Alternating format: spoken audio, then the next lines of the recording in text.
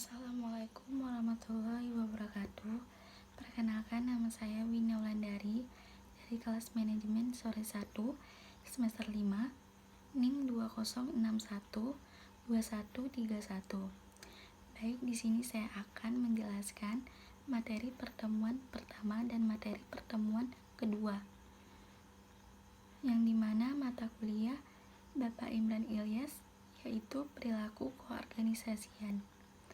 Baik, di sini ada 5 fungsi yang membentuk tugas manajer di perusahaan. Baiklah, yang pertama ialah perencanaan. Seseorang manajer bersama jajaran di organisasi merencanakan bagaimana setiap divisi akan bekerja untuk mengembangkan perusahaan dan mencapai tujuan. Perencanaan dapat mencakup banyak hal, dari soal rencana bisnis, kebutuhan tenaga kerja, target pertumbuhan, hingga penyusunan anggaran. Yang kedua ialah pengaturan. Tugas manajer selanjutnya ialah mengatur dan mengelola tim agar sejalan dengan tujuan organisasi. Tanggung jawab ini meliputi perencanaan pekerjaan, pembagian, dan pendistribusian tugas ke setiap staf, penetapan target, penyusunan prosedur operasional dan standar kinerja, serta penerapan proses kerja yang efisien. Baik, yang ketiga, pengawasan. Manajer punya wewenang untuk mengawasi dan mengendalikan tim untuk memastikan agar proses berjalan sesuai rencana. Manajer juga bertanggung jawab untuk mengidentifikasi kendala dan hambatan tim serta membantu mereka mengatasinya. Yang keempat ialah evaluasi. Tugas manajer ini terkait dengan evaluasi dan penilaian terhadap proses dan hasil, apakah meleset atau melampaui target. Manajer bertanggung jawab mencari tahu di mana bottleneck dari keseluruhan proses dan apa yang harus diperbaiki. Mereka juga mengevaluasi bagaimana kinerja di setiap karyawan dan memberikan penilaian individual. Baik, yang kelima ialah kepemimpinan. Ini merupakan tugas manajer yang tidak kalah penting. Manajer adalah pemimpin di setiap divisi, sehingga mereka harus mampu memotivasi seluruh anggota tim untuk bekerja mencapai tujuan bersama. Selain tugas-tugas tersebut, manajer di perusahaan juga punya peran yang cukup beragam, dari menangani karyawan hingga mengurus pekerjaan. Dengan kata lain, peran manajer adalah mengelola segala hal di dalam divisi atau departemen yang ia pimpin. Baik, sampai situ. Selanjutnya ialah kontribusi bidang ilmu terhadap perilaku dalam organisasi. Baik, yang pertama ada psikologi. Psikologi adalah suatu ilmu pengetahuan yang di dalamnya mengukur, menjelaskan, dan juga mengubah perilaku. Kontribusi ilmu ini pada perilaku organisasi ialah hal motivasi, pembelajaran, kepribadian, persepsi, efektivitas, kepemimpinan, pelatihan, pengambilan keputusan individu, kepuasan kerja, penilaian kinerja, pengukuran sikap, desain kerja, seleksi karyawan, dan juga stres karyawan. Baik, ada yang kedua, psikologi sosial. Psikologi sosial itu salah satu di bidang dari studi psikolog yang di dalamnya menggabungkan berbagai konsep psikologi dan sosiologi dengan memusatkan perhatian pada saling adanya keterpengaruhan pada tiap orang. Kontribusi studi ini dalam bidang perilaku organisasi adalah perubahan sikap, perubahan perilaku, proses kelompok, dan pengambilan keputusan kelompok. Baik, yang ketiga adalah sosiologi.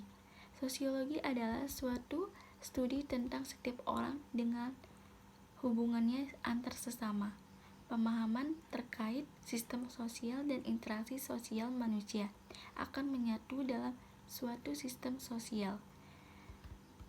Yang keempat ada antropologi. Antropologi adalah suatu studi terkait masyarakat, terutama terkait manusia dan juga kegiatannya di lingkungan organisasional. Baik, yang kelima ialah ilmu politik. Ilmu politik adalah pengetahuan terkait perilaku individu dan juga kelompok dalam satu lingkungan ilmu politik. Baik, ada variabel dependen dan independen perilaku.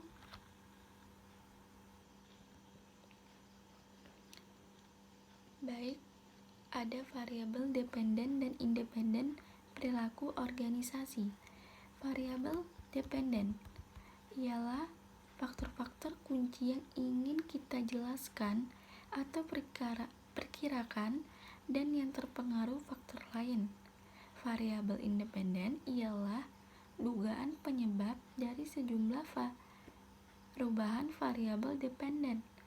Variabel dependen yaitu ada produktivitas. Yang dimaksud ialah organisasi dikatakan produktif jika ia mencapai sasarannya dan melakukannya dengan mentransfer input ke output dengan biaya terendah. Baik, efisiensi ada juga.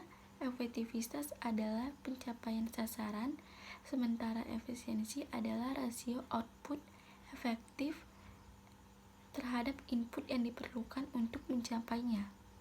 Yang ketiga, ada keabsenan, tidak melapor untuk bekerja. Yang keempat, pengunduran diri.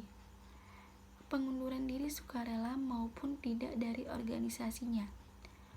Perilaku warga organisasi yang kelima ini, perilaku pilihan yang tidak menjadi bagian dari kewajiban kerja formal karyawan namun mendukung berfungsinya organisasi tersebut secara efektif. Terus ada kepuasan kerja, sikap umum individu terhadap pekerjaannya. Baik, variabel independen perilaku organisasi. 1. Variabel level individu. Ciri-ciri biografis, kepribadian dan emosi, nilai, sikap, kemampuan, persepsi, motivasi. Pembelajaran individu, pengambilan keputusan. Yang kedua, variabel level kelompok. Ada komunikasi, konflik, kekuasaan dan politik, tim kerja, struktur kelompok, pengambilan keputusan kelompok, kepemimpinan dan kepercayaan. Yang ketiga ialah variabel level sistem organisasi. Baik, ada struktur dan desain organisasi, desain kerja dan teknologi, budaya organisasi, kebijakan dan praktek SDM. Baik, itu saja yang saya dapat sampaikan. Maaf apabila ada kekurangan. Assalamualaikum warahmatullahi wabarakatuh.